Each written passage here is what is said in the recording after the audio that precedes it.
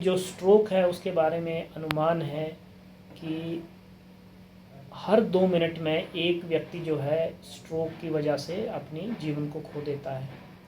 और ऐसा भी अनुमान है कि अपने जीवन के दौरान लगभग 6 में से 1 व्यक्ति को स्ट्रोक होने की संभावना है। और ऐसा नहीं है कि स्ट्रोक केवल वयस्क लोगों में, बूढ़े लोगों में ही होता है। 15 से 20% जो हमारे स्ट्रोक के केसेस हैं वो 40 वर्ष से कम आयु में पाए जाते हैं। तो इसलिए स्ट्रोक के बारे में जनता में जागरूकता होना बहुत आवश्यक है।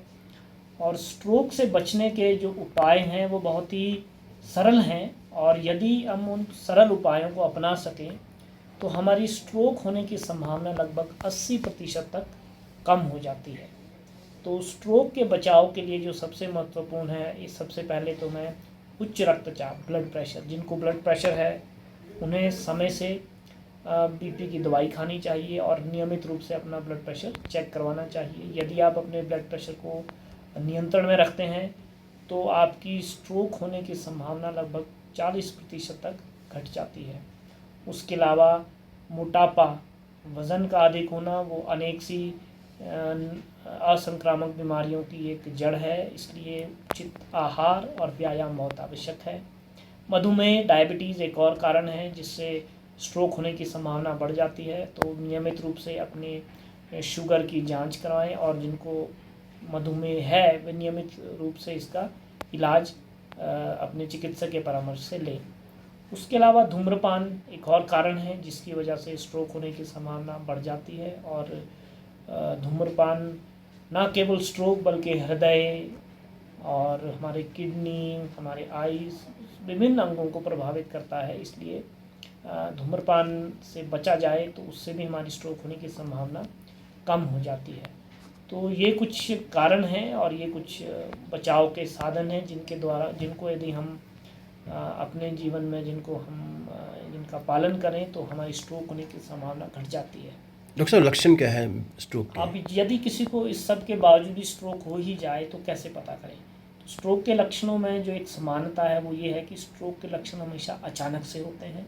एक क्षण पहले व्यक्ति बिल्कुल सही है और दूसरे क्षण उसका मुंह टेढ़ा हो जा सकता है, उसके हाथ पैर में कमज़ोरी आ सकती है, उसे महसूस होने में दिक्कत हो सकती है, बोलने में या समझने में उसे समस्या आ सकती है।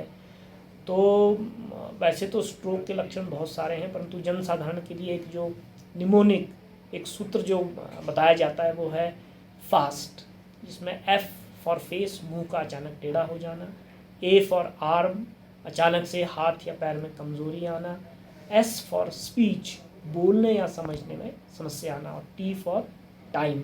किसी को भी दिन या रात कभी भी ऐसे कोई लक्षण हो तो वे तुरंत निकटतम CT स्कैन युक्त चिकित्सालय में जाएं, क्योंकि CT स्कैन के द्वारा ही ये पता चल सकता है कि जो स्ट्रोक है वो किस प्रकार का है। तो यदि हमारे जनसाधारण के लोग केवल एक सूत्र फास्ट, FAST, इसे ही याद कर लें तो लगभग 75% लोग हैं जो इन्हीं लक्षणों से स्ट्रोक के कारण हमारे पास आते हैं और उन्हें समय पर उपचार मिल सकता है। स्ट्रोक है वो 2 प्रकार का होता है, एक जिसे हम हैमरेजिक स्ट्रोक, नस का फट जाना, और दूसरा नस में ब्लॉकेज होना, जो हमारी धमनियां हैं जो मस्तिष्क को खून पहुंचाती है उनमें रुकावट होना। तो जो रुकावट वाले स्ट्रोक हैं वे लगभग 80% के आसपास हैं, और जो फट जाने वाले, धमनियों के फटने से जो स्ट्रोक होते हैं वे 15 से 20% होते हैं।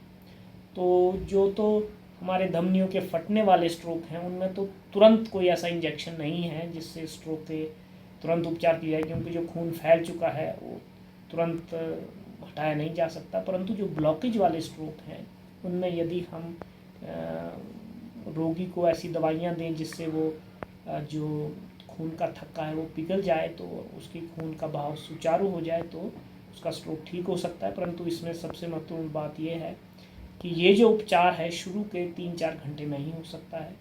जो खून को पतला करने का इंजेक्शन है वो केवल शुरू के 3-4 घंटे में ही कारगर है। तो इसलिए ये बहुत आवश्यक है कि व्यक्ति जो है समय पर चिकित्सालय पहुँचे।